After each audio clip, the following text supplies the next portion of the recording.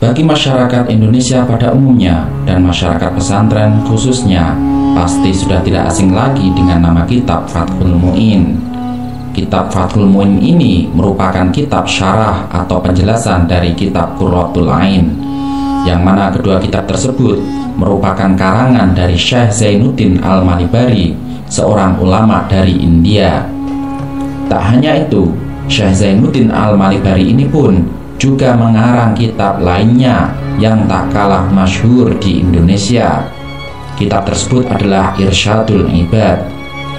Kitab Irsyadul Ibad ini merupakan kitab fikih yang bernuansa tasawuf, yang menjabarkan ilmu fikih dengan penjelasan-penjelasan yang lekat dengan dunia tasawuf. Kitab ini pun menjadi kitab yang penting yang biasa dikaji di pesantren-pesantren di Indonesia. Dan pada kesempatan kali ini, kita akan mengulas tentang biografi dari Syekh Zainuddin Al-Malibari, atau yang masyhur dikenal sebagai pengarang kitab Fathul Mu'in.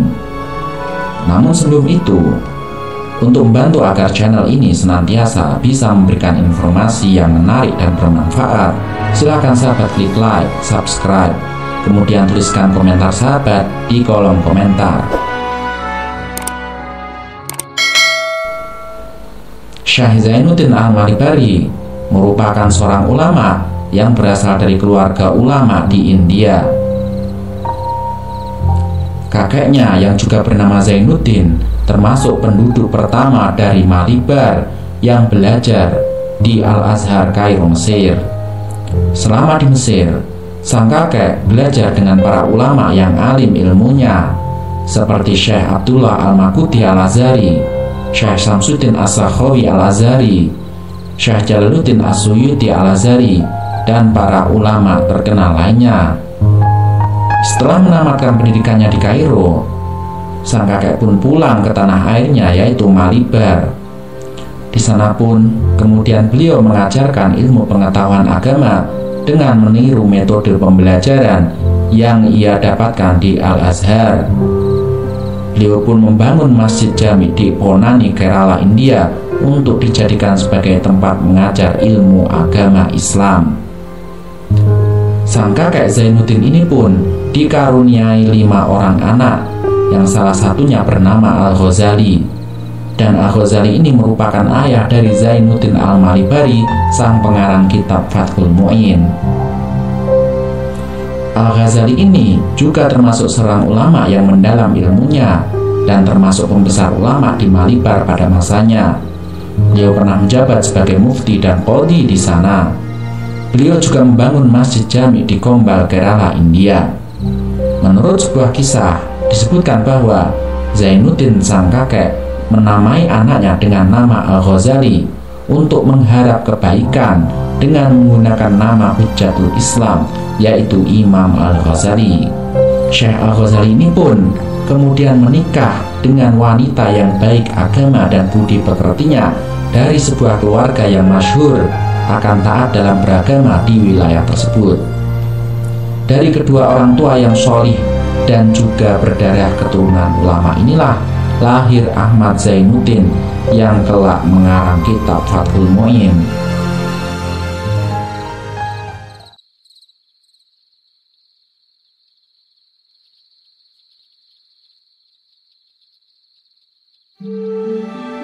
Ahmad Zainuddin lahir pada tahun 1532 Masehi di Bombay, India.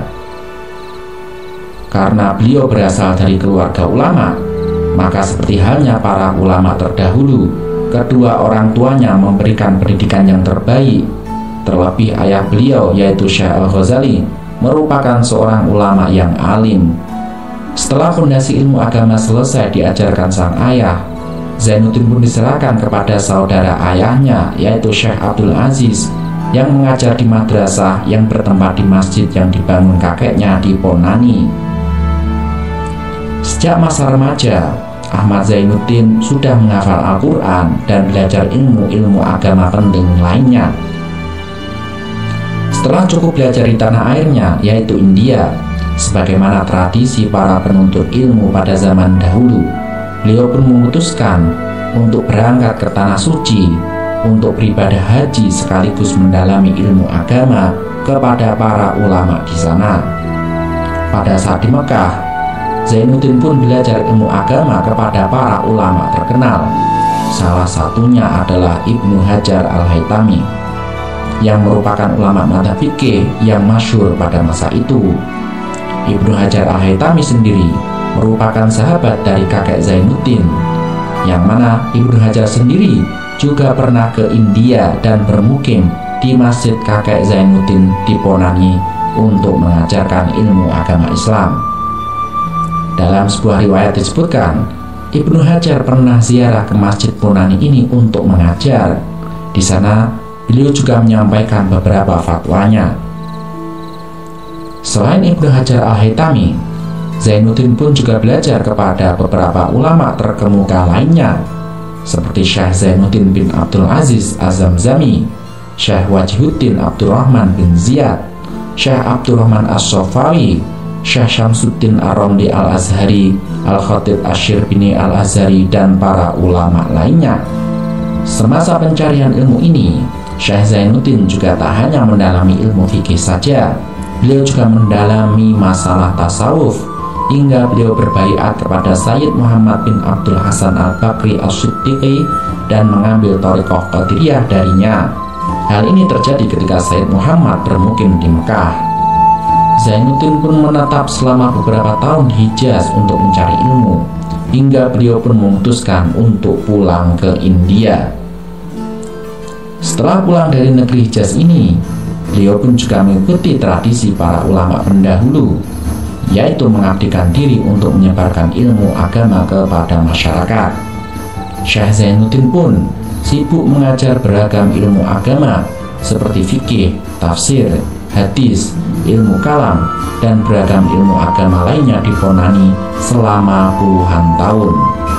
Selama itu pula, tak terhitung berapa banyak para ulama yang merupakan alumni dari madrasah beliau. Di antara murid-murid beliau adalah Syekh Abdurrahman bin Utsman Al-Qonani, Syekh Jamaluddin bin Syekh Abdul Aziz, Syekh Qadhi Utsman Labbah Al-Qahiri, Syekh Qadhi Sulaiman Al-Qahiri, dan lain sebagainya. Syekh Zainuddin mengabdikan dirinya kepada ilmu agama dengan mengajar dan mengarang kitab hingga beliau wafat. Syekh Zainuddin wafat pada tahun 1028 Hijriah, dan jenazah beliau dimakamkan di samping Masjid Jami yang dibangunnya di Kungi Pali, Jombal, India. Makam beliau satu lokasi beserta makam sang istri.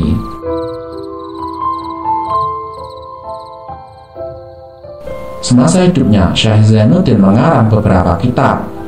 Di antara karya beliau yang paling masyhur adalah kitab Fathul Mu'in, yang merupakan syarah dari Qurratul Ain karya beliau sendiri. Syekh Zainuddin pada awal mulanya mengarang kitab Qurratul Ain yang menjelaskan tentang ilmu fikih atau hukum Islam. Kemudian beliau sendiri menjabarkan isi dari kitab Qurratul Ain tersebut dan dinamai dengan Fathul Mu'in. Karena materinya yang berbobot, kitab Fathul Mu'in ini pun banyak dijadikan sebagai kurikulum kitab fikih, baik untuk pelajar menengah atau tingkat lanjut di kalangan pondok pesantren dan juga perguruan tinggi. Kitab Fathul Mu'in merupakan rangkuman berbagai pembahasan fikih yang dikarang oleh Imam Al-Malibari dari hasil berguru dan mempelajari kitab gurunya, yaitu Ibnu Hajar Al-Haytami. Kitab Fathul Mu'in ini memiliki ciri-ciri kitab yang padat, ringkas, namun mencakup materi pembahasan fikih yang menyeluruh, sehingga hal itu pun mempermudah para santri dan pelajar untuk mempelajari materi-materi fikih, terutama untuk tingkat menengah dan tingkat lanjut. Selain itu, karya beliau lainnya yang masyhur adalah kitab Irsyadul Ibad. Kitab ini merupakan kitab fikih yang dijabarkan dengan nuansa tasawuf. Ketika kita membaca kitab ini, maka seolah kita akan memasuki gaya bahasa perpaduan antara kitab fikih dan tasawuf dengan penjelasan yang enak dipahami dan tentu saja menarik. Karena isinya yang bagus, kitab ini pun sangat perlu sekali untuk dikaji oleh semua kalangan, terutama santri dan umat Islam yang ingin petunjuk dan hidayah dalam menjalankan agama, bukan hanya melihat dari sisi sah atau tidak sahnya ibadah saja, tapi juga mementingkan sisi beretika dan bertata krama dalam beribadah.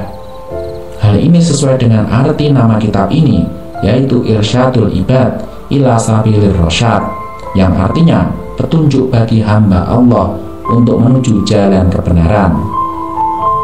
Semoga Allah memberikan balasan terbaik atas segala amal dari Syekh Zainuddin Al-Malibari, dan juga kita pun bisa mengecap ilmu dari beliau melalui karya-karya beliau yang ditinggalkan dan sampai kepada kita.